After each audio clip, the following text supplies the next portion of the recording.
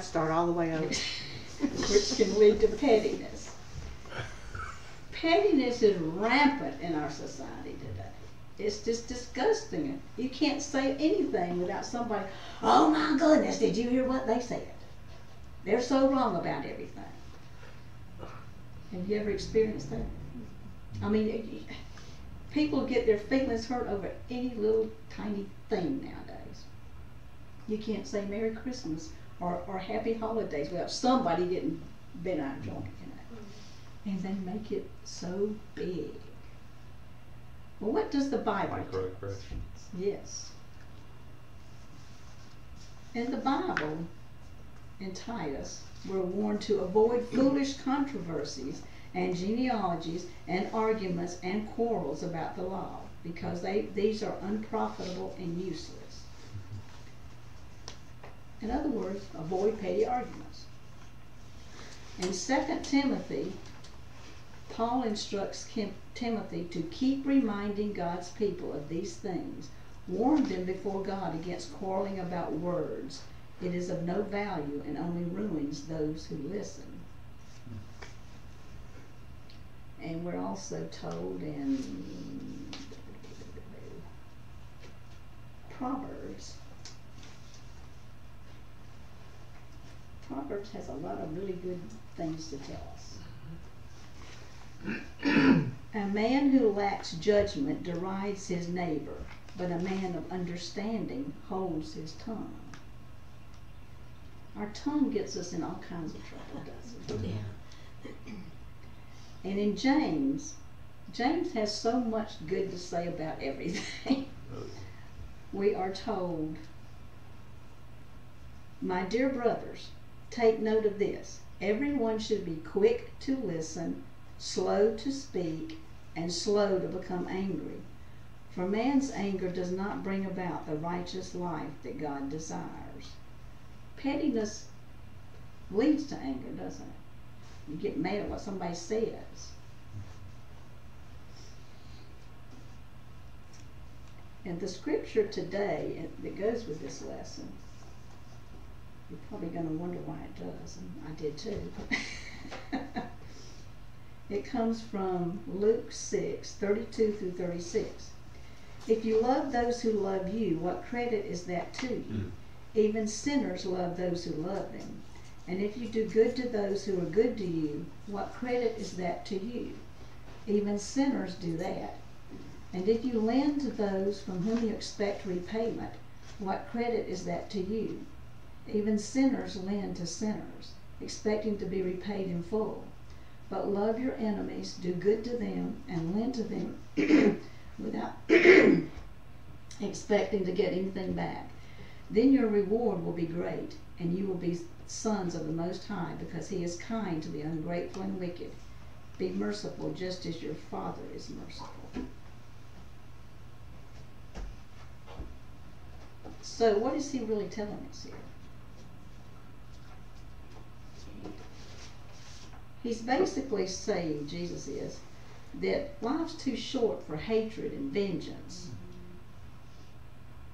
with grudges and malice and resentment and self-pity. We don't have to give in to these toxic attitudes. We don't have to live that way. To choose a way of love is to move beyond pettiness into a more whole and healthy life. So the point of this story, how will we fill our days? Jesus gives us the answer.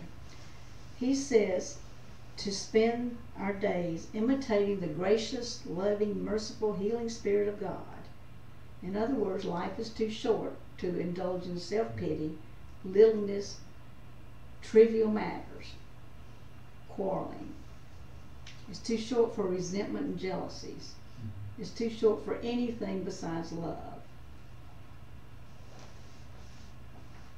And if you just love people when they do exactly what you want them to do, that's what he's saying. You know, like, yeah.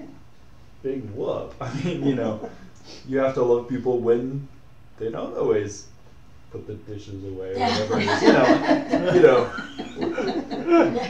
if You do? Yeah. Yeah. Because you expect them to love you Right. and overlook your little indiscretions, right? Right.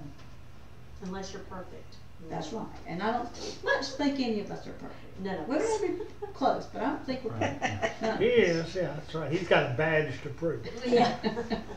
Oh, he is? Oh, yeah. Let's talk to his wife. So we describe something that is little of no importance as being petty. Negative feelings and ill will over circumstances that don't warrant them are what pettiness is about. Pettiness can cut us off from God, from our church, from other people, from our friends, from anybody, anything. He gives the example in here about this man that was a great singer. He had a wonderful voice. And he had an outstanding tenor in the choir, church choir. But for over 20 years, he hadn't sung in the choir. And he was the church's main soloist. Because he got mad over a little petty thing. He went to a convention in New York, and he discovered that some of the large churches in New York actually paid their choir members. So when he returned home, he gave his church the ultimatum that, pay me or I'm going to quit the choir. Well, obviously the church said, well, we can't pay you. It might have been a big church, it might have been a small church, but they couldn't pay him. Wasn't in the budget. No, that's right. So the church declined his offer, obviously, and he took his toys and went home. So for a while the church kind of suffered from it, but they weren't going to back down on it because if they paid him, they'd have to pay the other 5 or 6 choir members, or how many there were, So other people, came and took his place. And I've got news for you. Did you know that none of you are indispensable? You're here today, gone tomorrow. The church goes on. But the man sought for over 20 years about this. He doesn't go to the church anymore, but when he does, he just sits in the congregation just pouting. He's mad most of the time. He's cynical and critical of the church, especially the music program. So people just, they just quit listening to his complaints. They just, whatever. But in all of this, he's wasting his talent. He was a very talented man who really apparently enjoyed being in the choir, enjoyed offering his voice to the church and everything. But because he didn't get his way over this tiny little matter, he just pouted. And didn't even go join another church to see if they paid him. He just wanted to sit out there and prove his point. Look at me, you hurt my feelings. Have you ever had your feelings hurt? Anybody? One time. Did you hold a grudge against the person that hurt your feelings? Or the situation? Rest of all. Who suffers most when the feelings are hurt? You do. Mm-hmm. Did you ever think about, well, maybe that person didn't mean to hurt my feelings? Maybe they didn't even know they hurt my feelings.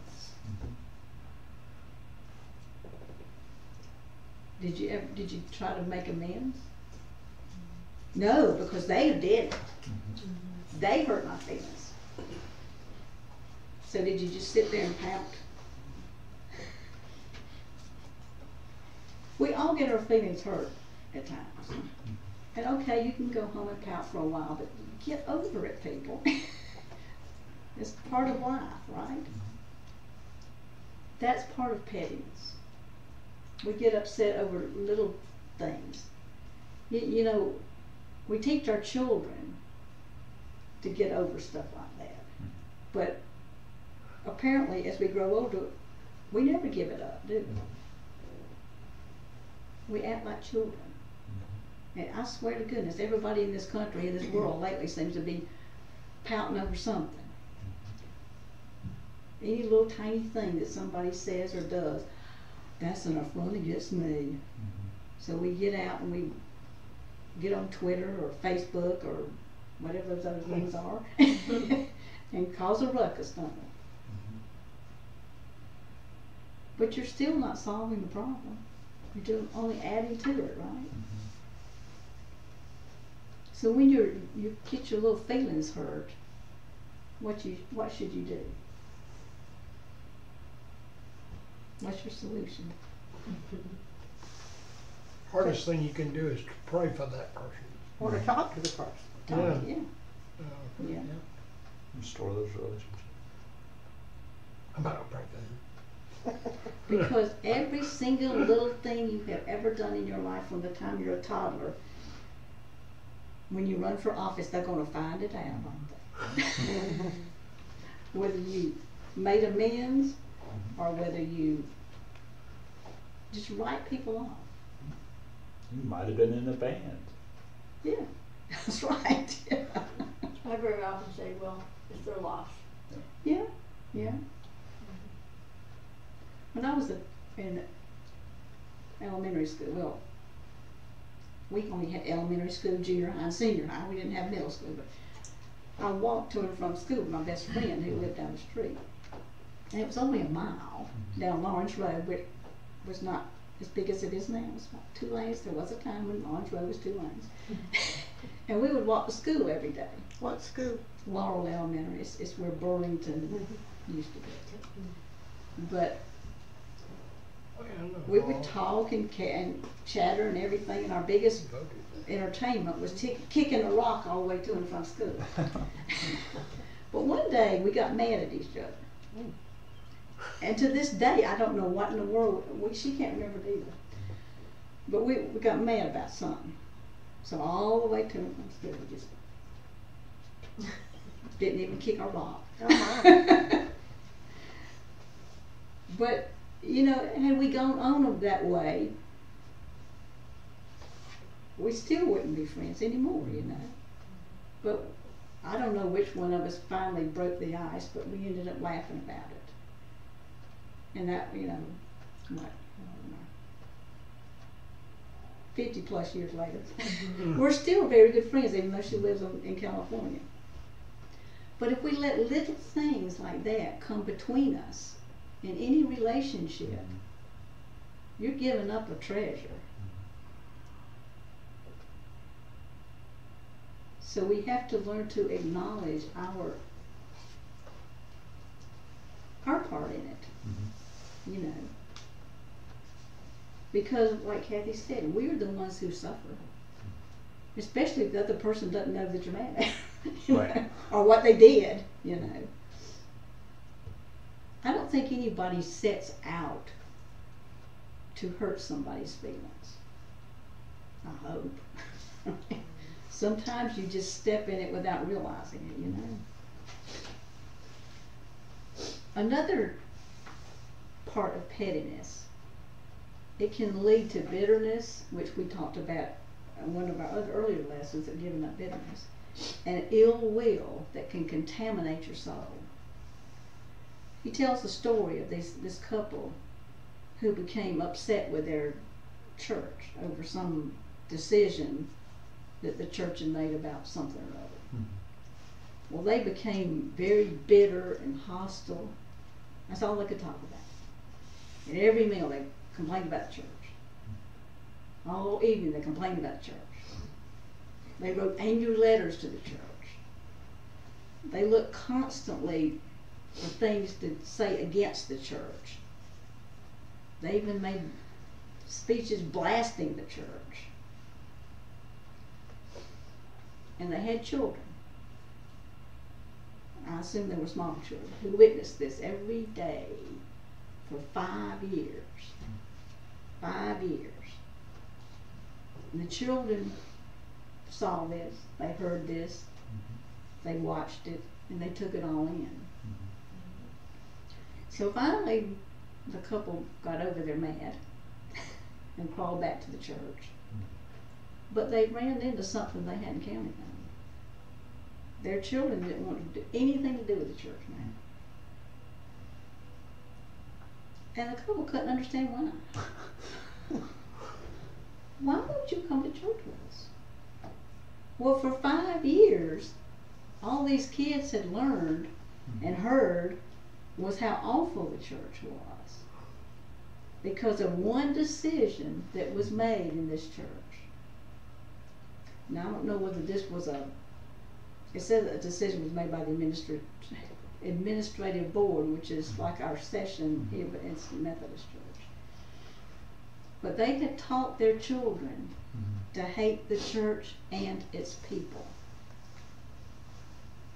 5 years of bitterness and 5 years of ill will. So how did you correct that? It takes a long time, I imagine. Ill will refers to a lot of things, and it covers a multitude of sins. Jealousy, envy, resentment, a lot of these things we've talked about already. Quarreling, grudge bearing, vengeance, stubborn pride, temper, haughtiness, spite, hatred. All of these fall under the ill will. Nothing is more spiritually draining than having ill will. And a lot of it can be traced back to pettiness. Ill means sick, right? It's a fitting name for these attitudes because they are sick attitudes, aren't they? So Christ came to bring wholeness, to make us well, to heal us, to deliver us from this ill will. You know, we only have so much energy given to us on a given day, Lord knows. Do you want to spend your time over pettiness?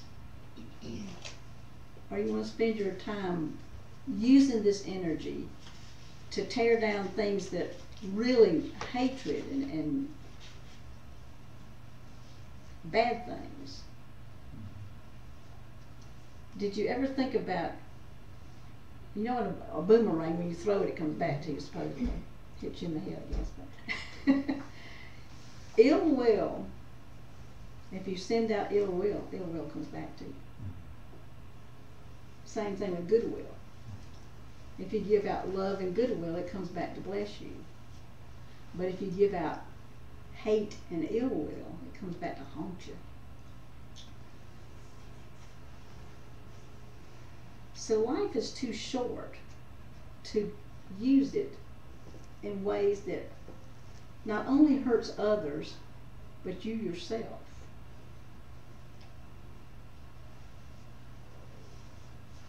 So in the coming weeks, let's think about our feelings. Is there somebody that I need to apologize to? Is there somebody I need to meet halfway, or somebody I've been quarreling with? Or pettiness. Pettiness can destroy everything. And for such stupid reasons, you know. Now what if we just made a big issue out of this and just fussed and fumed at Eric all the time? He'd finally get tired of it, wouldn't he? He probably thinks I do. If we asked him. But we all have pettiness. It takes so much more out of you to be negative though. It does. It's negativity. Mm-hmm.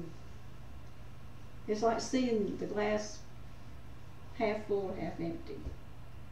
You gotta look for the good in stuff, not constantly for the bad.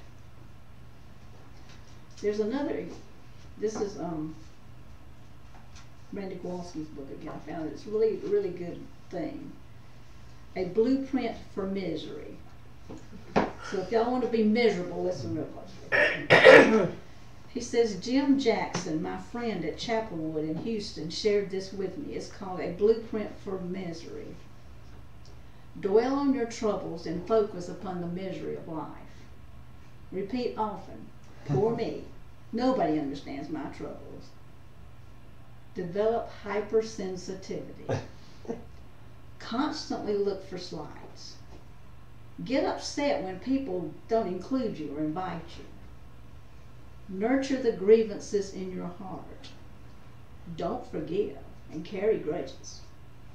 Use them as excuses for non-participation. Avoid responsibilities. Never serve anyone else. Be a parasite that lives off the community and never contributes. Be critical of everyone. See flaws everywhere. Make sure everyone knows your critical views. Don't worry about anyone else's rights. Watch people like a hawk. Look out for number one. Spend money only on yourself. Why give it away? Misery is an easier choice than happiness. It takes no skill at all to be a crank. Anybody can gripe. But let's not kid ourselves. There's nobody else to blame for our attitudes than us. If we're miserable, the look in the mirror will reflect why. So, what's your thoughts on pettiness? I don't like what you said. My feelings are hurt. Have you seen yourself in any of this? Oh, yeah. You think we would outgrow it as adults, but we don't. No. Children are petty, but so are adults. You mentioned a couple of things within churches, petty. This lady right here, no, not petty, was chair of the worship and music committee at John Knox. We had two gentlemen who I think went to her committee not only, but first they started a little hubbub within the congregation dealing with, now get this, whether the American flag that was displayed in the sanctuary had the gold braid tassel around it, which is and one of them had been a Marine and the other one, and I've got a lot of good friends that went to the Citadel, but the other one went to the Citadel. So they were grounded in this Americana deal. And they started the hubbub, and then they went to the worship and music committee and made them vote on what we should do about this, and that committee decided nothing. We would leave it just like it was. Well, then, you're right, then there was what, a month or two that they continued to spread the un-American and all of this. That's not the correct flag you should have. And you know, why is it that churches, That was 2 or 3 months Yeah. that went on. churches should not fall prey to triviality? We're supposed to be here to learn about God and Jesus and to carry it out into the other world. Is that why people see us as hypocritical? Probably. Triviality. I mean, trivial thing. The church is made up of sinners, and sometimes we really show our little tails, don't we? And that just about probably caused a rift in the church. Anytime you want to do anything that's different, or anytime somebody just sits out there and notices something different, they have to bring it forth and say, well, you know, I think we should do that. And people don't want to hear anything to do that. We see it, pettiness everywhere.